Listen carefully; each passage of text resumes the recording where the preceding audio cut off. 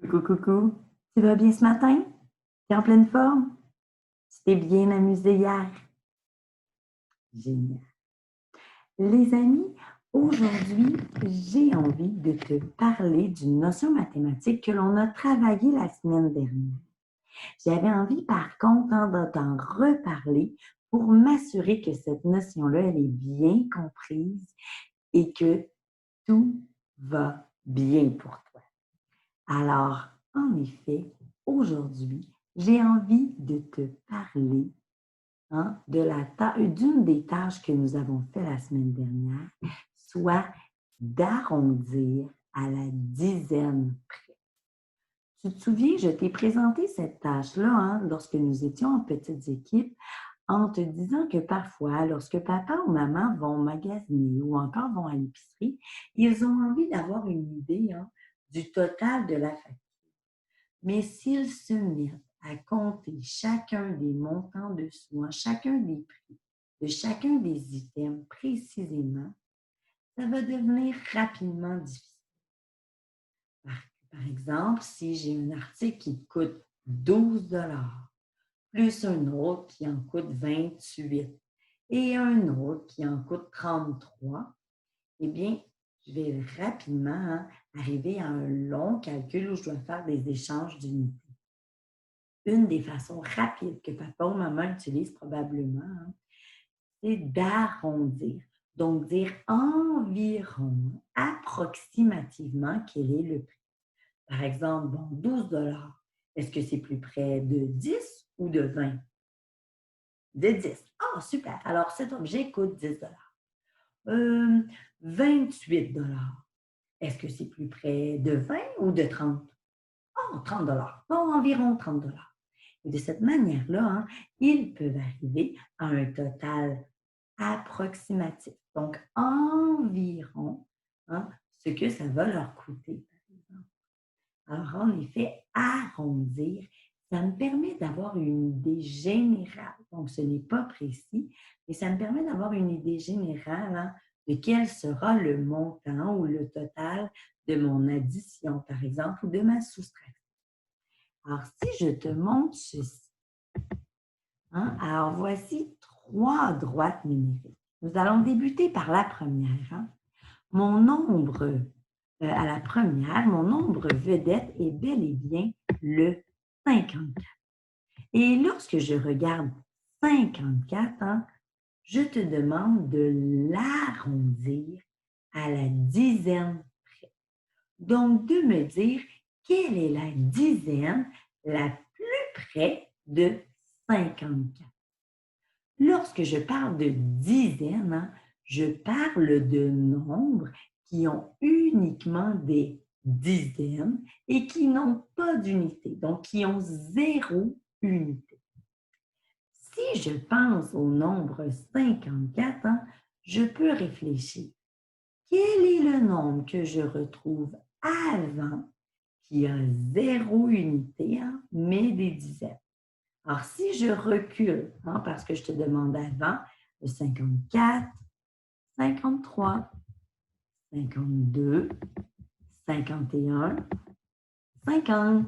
Ah, donc le nombre, le nombre avec des dizaines qui est juste avant 54 est bel et bien 50. Un nombre avec des dizaines, mais pas d'unité.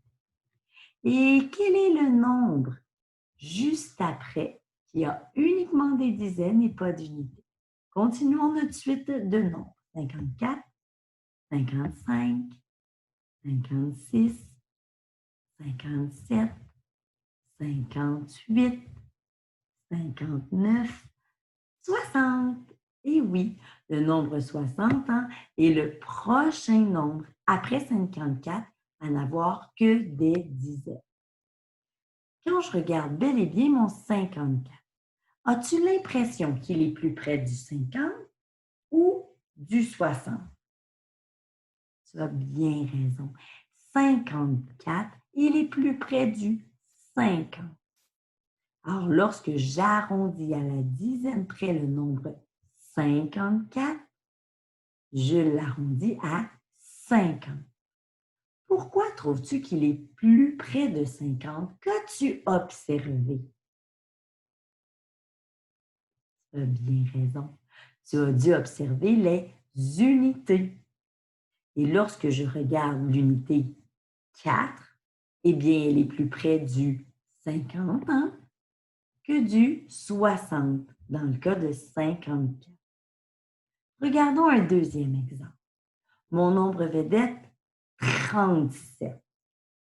Si tu prends le temps de réfléchir et que tu fais le décompte pour trouver quel est le nombre qui a uniquement que des dizaines qui se retrouvent avant, tu as raison, hein? En effet, le nombre est 30. Et quel est le nombre qui a uniquement des dizaines après? 40, en effet. Et lorsque tu regardes 37, donc que tu regardes ces unités, crois-tu qu'il est plus près du 30 ou du 40? Tu as bien raison. Il est plus près du 40. Troisième exemple. Celui-ci, c'est un petit défi. Mais si tu as bien écouté et que tu te rappelles bien de notre travail d'équipe la semaine dernière, je suis certaine que tu sauras m'aider. Mon nombre vedette est 25. Donc, j'ai trouvé que le nombre qui n'a que des dizaines, qui précède, qui est avant 25, est bel et bien 20. Et que le nombre qui est après 25 est bel et bien 30, un nombre qui n'a que des dizaines. Mais j'ai un problème. Lorsque je regarde mes unités, je m'aperçois bien que 5 unités est en plein centre, au milieu, entre 20 et 30. Que faire? Et oui, les mathématiciens à travers le monde ont pris une décision. Ils ont donné un privilège à tous les nombres qui avaient un 5 à la place aux unités, lorsque l'on parle d'arrondir à la dizaine. Alors, les mathématiciens ont dit que lorsque l'on arrondissait à la dizaine, ils donnaient un privilège au nombre qui se terminait par 5. Le nombre 5 pouvait en effet, devait aller avec le nombre qui avait une dizaine de plus. Alors, la dizaine supérieure. Par exemple, dans l'exemple ici, le 25 va être arrondi à 30. Et oui, les nombres qui se terminent par une unité 5, lorsqu'on les arrondit à la dizaine près, ont le privilège de devoir être arrondis au nombre supérieur. Donc, dans ce cas-ci, à 30. Génial, non? En effet, les copains, arrondir, ce n'est pas une tâche difficile. Il suffit, par exemple, lorsque j'arrondis à la dizaine près, de regarder mes unités.